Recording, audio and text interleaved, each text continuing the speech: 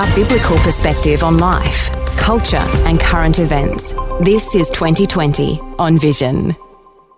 Well, you might be wondering what is happening in Australia that's even a ceasefire phase in the Middle East, and there are still pro-Palestinian protesters marching and protesting on our streets. The anti-Israel sentiments continue to flourish.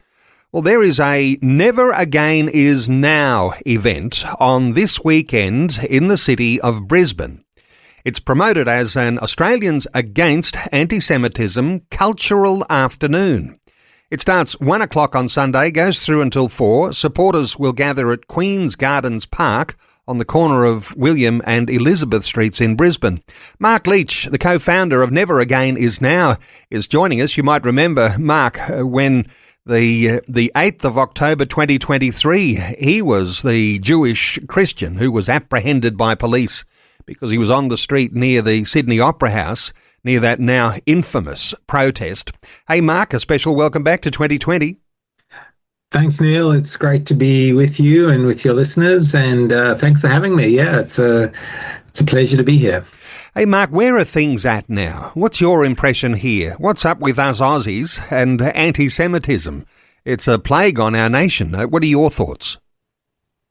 Yeah, look, the fact that the anti-Semitic rallies and activities haven't stopped since the ceasefire has given the lie to the fact that this is just all about the war in Gaza. It's really not. This is an ancient hatred that is really fundamentally spiritual in nature. The Jewish people are God's original chosen people, and I think there is an evil attack against them through human beings. And so we're seeing that played out around Australia still. Jewish people are still feeling marginalized, persecuted. There is still an enormous amount of hatred directed towards them. And as you say, this is not the kind of Australia we want. We want an Australia free of hate, where everyone is safe and free, for sure. Hey, what will it take, do you think, Mark, to quell the disquiet, to calm the waters? Can we see us going back to a time when, Australians were pro-Israel? What does it take, do you think, to get back to a place where there's general harmony?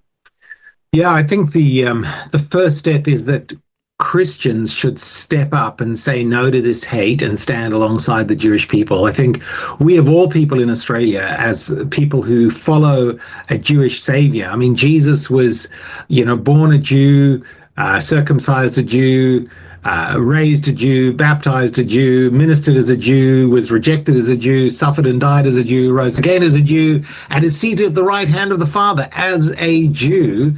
So every blessing any Gentile Christian has comes through the Jewish people. So absolutely, Christians around this country should stand up and say no to hating Jews and yes to a country where everyone is safe and free and loved.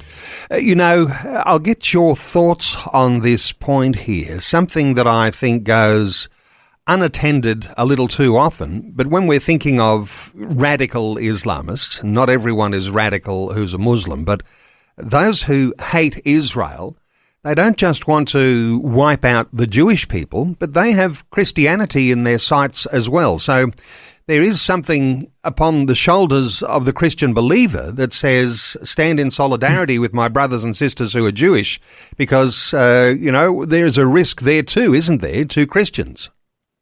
Absolutely. So the Islamic anti-Semitism is the single greatest cause of the persecution of Jewish people, but Islamic persecution of Christians is a very, very real thing. So your listeners may not know that just last week, 31 believers, Christians, were beheaded in northern Mozambique by a jihadist group, an offshoot of ISIS.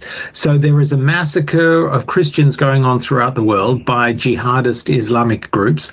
And yeah, you're exactly right. Christians and Jews need to stand together against this scourge of hatred and death. Well, this coming Sunday in Brisbane, there's an event on, and sort of more a cultural afternoon, as I'm understanding it. But you've got Jewish people, you've got Christian people, you've even got secular organisations who are setting up stalls, wanting to stand together in some form of unity. How do you describe that sort of unity when you can get together and do that? Well, it's exactly what you've described, an event that's bringing everyday Australians, Jewish, Christians, secular, Persian, you name it, together to stand together in the centre of Brisbane and say, hey, we as Australians won't put up with this kind of hate. We want to stand in solidarity with the Jewish community. So there are going to be some speeches, there's going to be music, and there's going to be all kinds of good things happening. And I just encourage everybody to come along and stand up and, let the rest of Brisbane and Queensland know that we stand with the Jewish community. Hey, I'm inspired a little by some of the creativity you've got going, virtual reality goggles. And you're going to be encouraging people to be able to put these virtual reality goggles on and hear the stories of survivors, those survivors from that dreadful day just over 2 years ago. How is that a very powerful way of just communicating the reality of what happened on October 7? Yeah, it's a very powerful experience. Not everyone can travel to Israel and meet these survivors in person. So what we've done is, with some very clever technology from Israel, we've brought the survivors and their stories to Australia and actually around the world using these VR goggles where you can walk through the Nova massacre site and some of the kibbutz sites. You can hear the stories, interviews with survivors recounting their experience and be immersed in it and get a sense of the nature of the evil that we are standing against.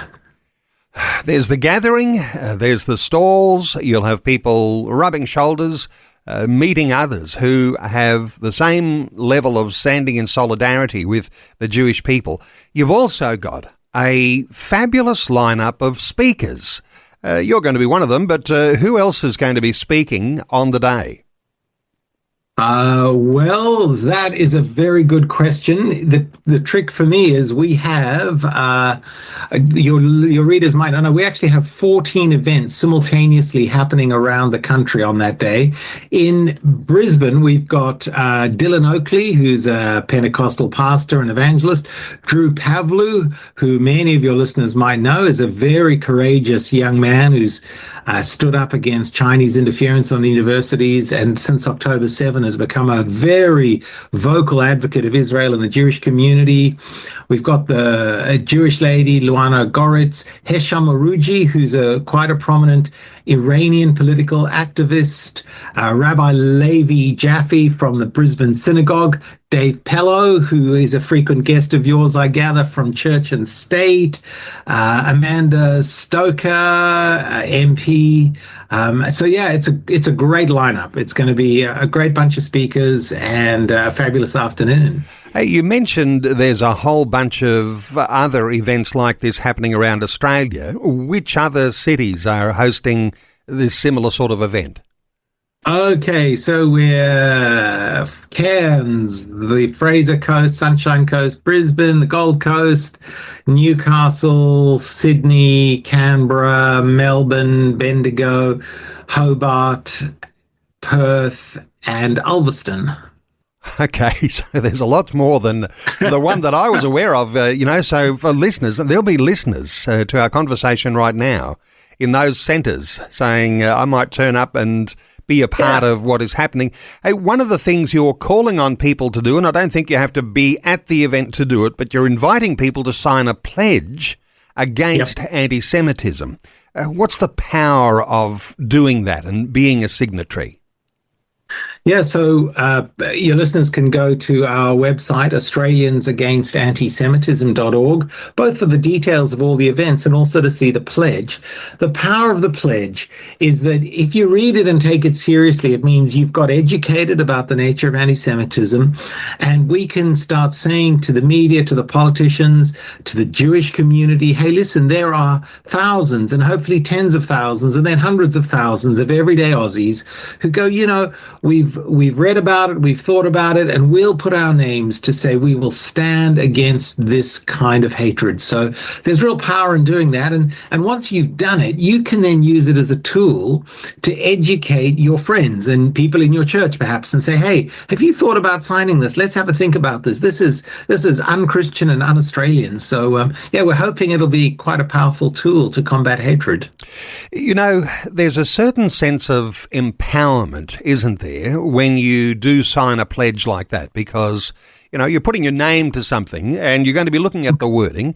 If you've got that wording online, you can dissect it. You can do some study on it. You can come to a point where you say, do I really agree with this? It's a powerful way of just affirming and growing confidence in those who actually signed the pledge, because there's going to be a need in the times to come for people to be able to be outspoken and stand up and defend Jewish people or defend our freedoms that we have here in Australia. Hey, I mentioned the Brisbane rally, and you mentioned there's 14 other centres, lots of those. For listeners, you can go along to the website at neveragainisnow.com.au, and you'll be able to find out one of those centres that you heard Mark say might be just near you, neveragainisnow.com.au. That's happening this coming Sunday, and you can be a part of it. Hey, Mark Leach, always appreciate your insights. Thanks for that update today on 2020. Thank you, Neil. It's been a great pleasure, and God bless you and everyone who's listening to this. Thanks for taking time to listen to this audio on demand from Vision Christian Media. To find out more about us, go to vision.org.au.